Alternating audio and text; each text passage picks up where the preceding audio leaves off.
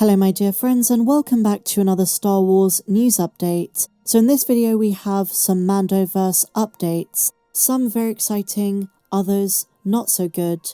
We're going to begin with Boba Fett. This is really terrible news. If you were hoping Boba was going to appear in the upcoming Mandalorian and Grogu movie, Temuera Morrison at Fan Expo in Chicago confirms he isn't, and he sounded genuine. It didn't sound like he was playing coy.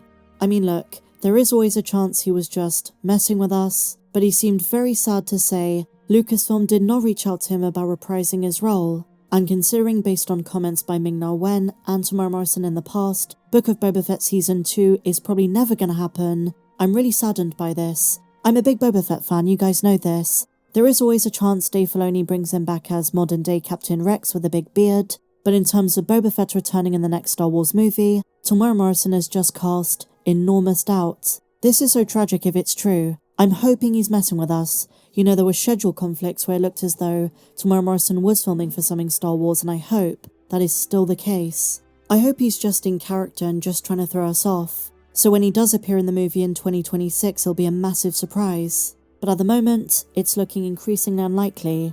And when I've brought up Boba Fett in the past, it's always been with the notion that Boba Fett was going to return as an ally to Din. He might not be center stage, but now it seems like in the context of The Mandalorian and Grogu, you kind of have to wonder where he would fit.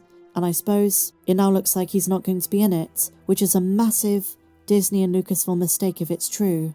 We all wanted to see Boba Fett return as a badass, the way he was in The Mandalorian Season 2, the Boba Fett we know and love, so this kind of sucks. It's so sad to see him being snubbed like this. Temuera Morrison deserves so much better. Book of Boba Fett was not what he expected it to be. He wanted less lines, he wanted to keep his helmet on for more of it, he didn't expect Mando to steal the show for episodes 5 and 6, so you can understand why you'd be frustrated. And you know, fans are talking about Acolyte Season 2 at the moment. There is a movement to renew the Leslie Headland series, but I think Boba Fett is so much more deserving. And I know a lot of you guys agree. Even if you didn't like the first season, the potential is there. And speaking of the Acolyte, the numbers are in for the Acolyte's final episode, and as you might have heard by now, it's not looking good. At Disney D23 Expo a week ago, there was nothing in the way of an announcement for a second season, and given these metrics, it doesn't look like Lucasfilm is going to jump at the opportunity to announce one anytime soon. There are fans out there who do want more of the Acolyte, but surely this has sent a strong message to Disney and Lucasfilm that they can't just release shows with a Star Wars label over them and expect to rake in big viewership and have it be a success. There was certainly a time where that was the case, but the Acolyte's failure seems to have been worse than expected for the final episode, Episode 8. And one Star Wars fan on Reddit has been an absolute gem, and they've given us 3 different charts to actually show a comparison of how the Acolyte performed alongside the other Disney Plus live-action Star Wars series, so let's take a look. The finale didn't even reach the viewership of a mid-season episode of Andor Season 1. In my opinion, the quality of Andor was superior in almost every single way, and despite low viewership on the first season, as I mentioned in my last video, I think Season 2 is going to see a massive boost, given its connections to Rogue One. Word of mouth did wonders for Andor after it aired, but when it comes to the Acolyte, week after week they were hemorrhaging viewers. The final episode got 335 million minutes watched. By comparison, The Mandalorian Season 2's finale raked in 1,336 million minutes, Book of Boba Fett 885, Kenobi 860, Andor 674 million, Mando Season 3 1,012 million, Ahsoka 575, and like I said, The Acolyte 335 million, half of Andor's finale. In terms of views per episode, The Acolyte Episode 8 managed a third of the views of Mando. A little bit less than Andor, but even though the first season of Andor didn't manage too much viewership while it was airing, the reception was so much more positive. It's often called the best show on Disney+. And like I said, for the second season, there is likely to be a big spike of interest. The same I don't think can be said of The Acolyte, without a doubt the most divisive of recent Disney+ Star Wars content. The final metric we're going to look at is this bar chart, average minutes per episode. Unsurprisingly, the biggest spikes were for The Mandalorian's second and third seasons, with Obi-Wan Kenobi coming in third, Book of Boba Fett a close fourth, then Ahsoka, then Andor, And then on the furthest right-hand side of the screen, the Acolyte. That's a pretty major nosedive. It's kind of incredible because when the Ahsoka show aired, we were talking about some episodes really not generating too much interest in the fandom. And a lot of that was due to the marketing because there were the strikes, the Writers Guild and SAG-AFTRA. But even that generated sometimes nearly twice the interest as The Acolyte, a Star Wars show with one of the largest marketing campaigns in Lucasfilm history. Not to mention it failed to crack the top 10 streaming charts 4 times in a row.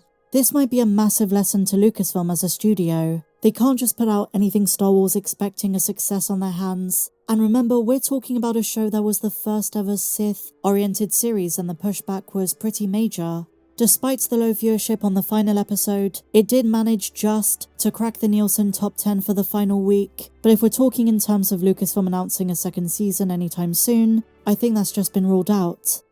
Returning to the Mandoverse, something a bit more positive. Jude Law has once again spilled the beans on what fans can expect from Skeleton Crew, this time literally describing a scene from the first act of Season 1. He said we can expect a big alien market with a few familiar faces. He said acting around some of the creature designs from the original trilogy made it feel so familiar and fun. That's pretty much all he said, but he also settled a fan debate by reinstating as a fan of the original version of A New Hope and not the special editions, that Han shot first. He says Han killed him in cold blood, and that was the way it was meant to be. Han all the way, and that's why we love him. I asked you guys if you agree with Jude that Han shot first. A lot of you said, well, Han shot only. It was only in 97 the Greedo one was added in. Only 8% said Greedo shot first. It's one of those changes that George made which is still controversial to this very day, and many fans say it takes away from Han Solo's character traits. In the original 1977 version, Han is the only one who shoots Greedo, solidifying his character as a morally ambiguous, tough-as-nails smuggler who isn't afraid to do whatever it takes to survive. This moment was a key way to establish Han's badassery, showing he wasn't the typical hero, but rather someone who operated by his own rules. So when George took that away and made Greedo shoot first, some argued it softened Han's character, making him seem less reactive and less ruthless. It undermines his original portrayal as an unpredictable rogue. But what do you guys think? Let me know your thoughts on everything we spoke about in the comments down below. Did you enjoy this video? If you did, please be sure to give me a big fat thumbs up, subscribe if you're new, check me out on socials, and may the Force be with you always.